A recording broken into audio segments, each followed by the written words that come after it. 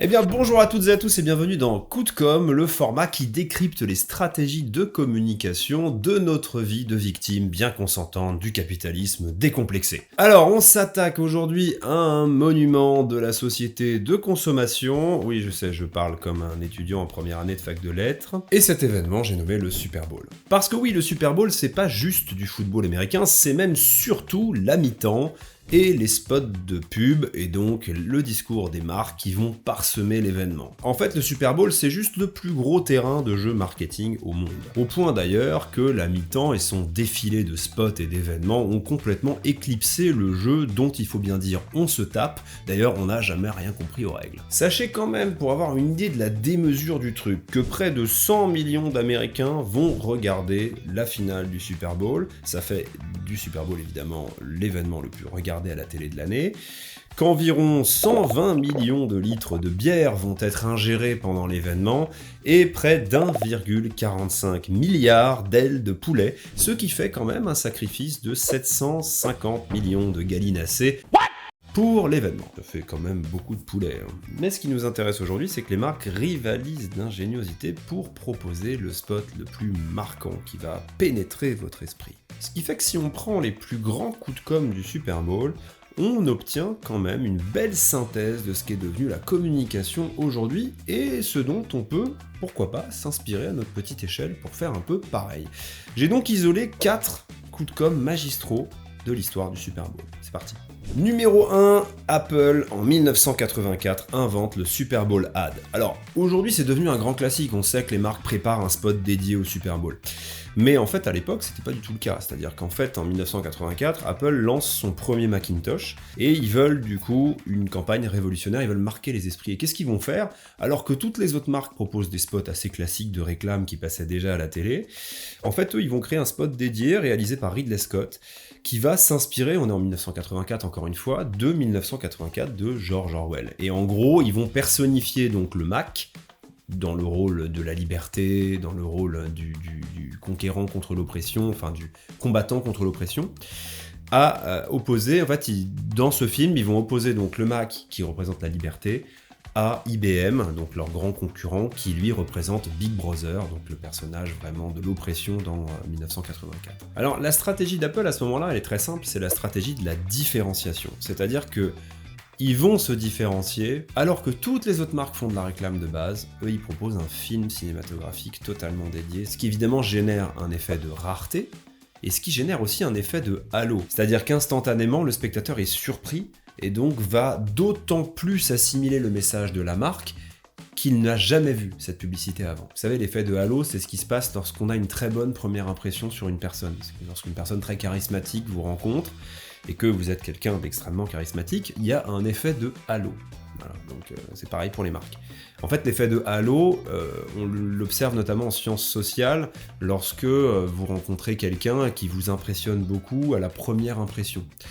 Et on dit souvent d'ailleurs, on n'a pas l'occasion une deuxième fois de faire une bonne première impression. C'est exactement pareil pour un discours de marque. Lorsque vous avez un spot que vous n'avez jamais vu qui vous frappe et qui vous choque positivement, on parle d'effet de halo. En numéro 2, on a Oreo et l'art du real-time marketing. Alors c'est un peu un coup de génie là, on est en 2013 et en fait il va se passer un truc assez imprévu dans le stade, il y a une énorme coupure de courant.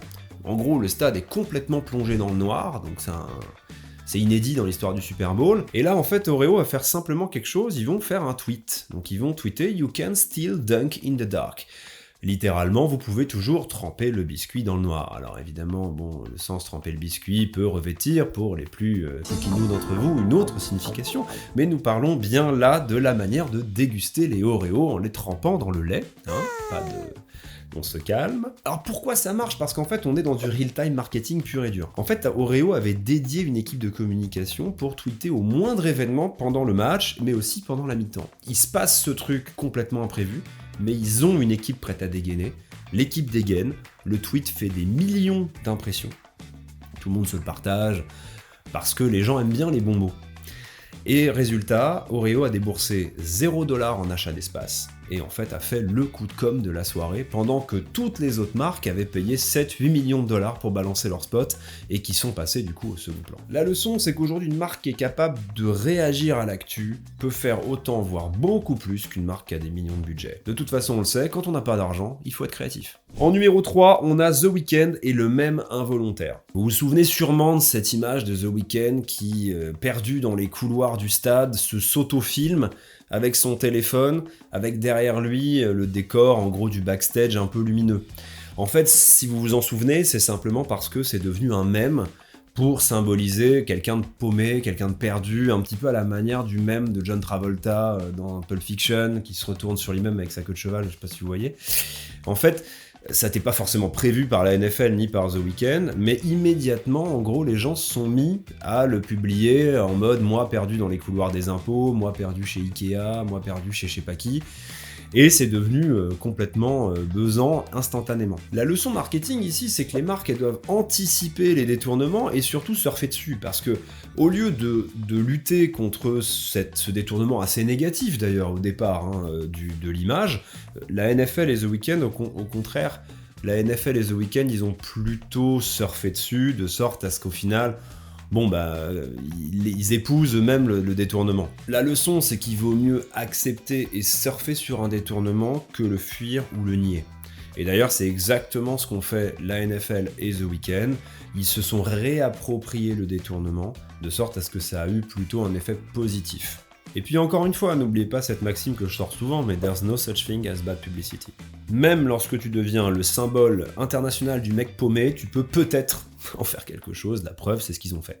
Et ce qu'il faut retenir dans l'histoire, c'est que l'image va beaucoup plus vite que le message. En fait, un mot, une image, un geste peuvent changer complètement le message original et les marques doivent s'adapter justement à la récupération et au détournement de ce message, puisque tout le monde aujourd'hui est devenu finalement un média à lui-même.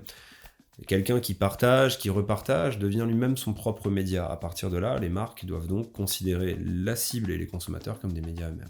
Numéro 4, Reddit et la fameuse pub de 5 secondes. Là, on termine par un coup de génie minimaliste. On est en 2021 et alors que toutes les marques se ruinent pour avoir des spots de 20-30 secondes, Reddit va débarquer avec un spot de 5 secondes. Et le message, il est très simple. Il dit « Désolé, on n'a pas le budget pour une pub de plus de 5 secondes, mais si vous mettez sur pause, vous pourrez lire notre message. » Donc ça, c'est ce qu'on appelle une stratégie de guérilla marketing ou de pattern interrupt. Bon, ça fait vachement pompeux comme ça, mais en gros, ça veut dire simplement casser le rythme traditionnel de la pub habituelle et en fait jouer sur une disruption cognitive. C'est-à-dire que on a l'habitude d'être passif devant une publicité, là, la marque vous propose d'être actif. En fait, en simplement mettant pause, en replayant, ça choque. En fait, ce texte simple à l'écran, quelques mots, ça crée en fait la surprise. L'idée, évidemment, c'est de faire un max de buzz pour un coût minimal. La leçon du jour, c'est aussi que moins c'est long et plus c'est marquant. Et on vit dans une époque où finalement, l'originalité et l'effet de surprise peuvent avoir autant, voire plus d'impact qu'un très très gros budget marketing. Alors la conclusion, c'est que le Super Bowl, c'est un vrai laboratoire de la communication. Des millions sont dépensés pour capter l'attention, mais c'est pas toujours le plus gros portefeuille qui gagne. 3 grandes leçons à retenir. La première, l'émotion et le storytelling sont rois. 2, la réactivité et l'agilité digitale peuvent surpasser un spot télé. Et 3, le pouvoir du détournement et des mèmes est devenu absolument central. Et vous, c'est quoi votre coup de com' préféré au Super Bowl ou dans un autre événement sportif? Dites-le nous dans les commentaires. Commentez même pour dire que ça vous a pas plu, ça nous aidera pour le référencement. Abonnez-vous évidemment si ça vous a plu. En tout cas, on se retrouve très bientôt pour un nouveau coup de com' sur de la politique, sur de la stratégie, sur du marketing.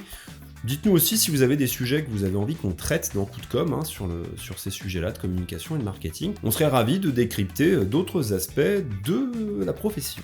Et puis bon match quand même, même si on comprend toujours rien en règle. Allez, ciao ciao.